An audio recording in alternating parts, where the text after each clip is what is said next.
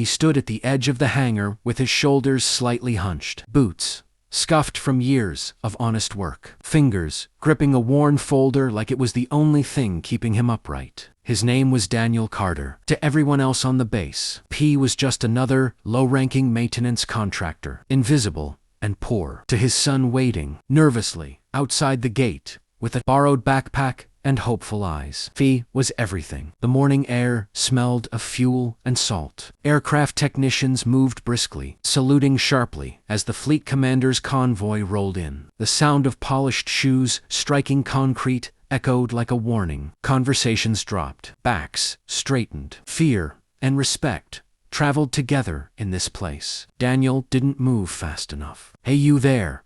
A sharp voice cut through the hangar. "Who told you to stand there?" Daniel turned, instinctively lowering his gaze. The fleet commander Vice Admiral Richard Hale stood before him. Immaculate uniform, pressed to perfection, medals glinting in the sun. His eyes flicked over Daniel like he was inspecting a stain. "I was told to wait here, sir," Daniel said calmly. The Admiral scoffed.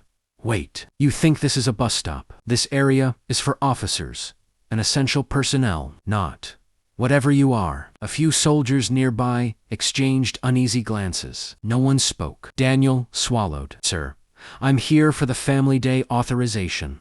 My son—" "Stop," Haley snapped, holding up a gloved hand. "I didn't ask for your life story." Laughter rippled from a small group of junior officers, eager to impress. The Admiral's lips curled. "You maintenance types are all the same. Always in the way. Always thinking you matter."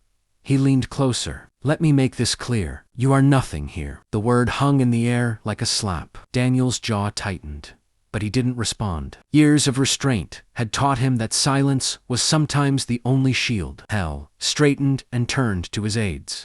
"Get him out of my sight. This base isn't a charity." The security officers hesitated, clearly uncomfortable, but stepped forward. "Sir," one of them said carefully, "he has proper clearance. His badge." "I don't care if he has a badge signed by the president," Hale barked. "Remove him." Daniel raised a hand gently. "It's all right," he said, his voice steady. "I'll leave." He turned and walked away, each step measured, ignoring the heat rising behind his eyes. He could feel the stares burning into his back. Humiliation wasn't new to him, but something about today felt heavier. Outside the gate, his son Ethan stood up when he saw him. "Dad," his voice cracked. "Did it work?" Daniel knelt, forcing a smile. "Not today, buddy." Ethan tried to be brave, but disappointment spilled over. "It's okay. I know you tried." That was when a siren wailed across the base. Every head turned. Personnel froze as an urgent announcement echoed over the loudspeakers. Sharp and unmistakable. "All hands.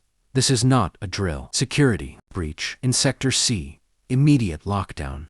Chaos erupted. The hangar doors slammed shut. Soldiers rushed to defensive positions. Officers shouted orders. The fleet commander's confident posture stiffened as aides crowded around him. "What's happening?" Hell demanded. An officer ran up, breathless. "Sir, unidentified armed personnel breached the perimeter. They're moving fast. Our response unit is delayed." Hale's face paled just a fraction. Outside the gate, Daniel's head snapped up. His eyes narrowed, scanning instinctively toward Sector C. His body tensed not with fear, but with recognition. Ethan noticed the change. "Dad, stay here," Daniel said firmly. "Do not move." He stood and, without hesitation, removed his jacket. Beneath it, faint scars lined his forearms, marks of a life he never talked about. Inside the base, the first shots rang out. Soldiers scrambled, some panicking, others frozen. The intruders moved with terrifying precision, coordinated, lethal. Hale watched the security feeds in disbelief. How did they get past our defenses? Another explosion rocked the command center. In the confusion, no one noticed Daniel slipping past the outer fence, moving like a shadow. His posture changed completely. No longer hunched, no longer hesitant. Every movement was controlled, deliberate. He picked up a fallen rifle, checked it in one smooth motion, and disappeared into the smoke. Moments later, a soldier crouched behind cover, saw a blur move past him. "Did you see that?" he whispered before his partner could answer. 3 intruders dropped silently to the ground. One by one, the attackers fell not to chaos, but to precision. Daniel moved through Sector C, like he'd been there 1,000 times. He anticipated angles, flanked positions, neutralized threats with minimal force. His breathing never quickened. His focus never broke. In the command center, reports started coming in. Sir, intruders neutralized in Corridor 4. Sector C. Clear. Hale stared. By who? Silence. Then, a camera feed flickered to life. It showed Daniel standing amid fallen attackers, weapon lowered, eyes scanning. .com. Controlled. Alive. An intelligence officer leaned forward, squinting. Sir, that man run facial recognition. The room went still as the system processed. Then, the screen flashed a file. Classified, Daniel Carter, former Special Operations Unit. Decorated for valor. Multiple citations. Discharged under sealed orders. Hale's blood ran cold. That's cute. Impossible, he whispered. Daniel emerged into the open courtyard just as soldiers rushed in. Weapons raised, then stopped. No one spoke. One by one, rifles lowered. A young lieutenant broke the silence. Sir, are you hurt? Daniel shook his head. Where's the commander? Hale stepped forward, his earlier arrogance gone, replaced by something dangerously close to shame. That was you, he said quietly. You saved the base. Daniel met his eyes. There was no anger there. No pride, just exhaustion. I did.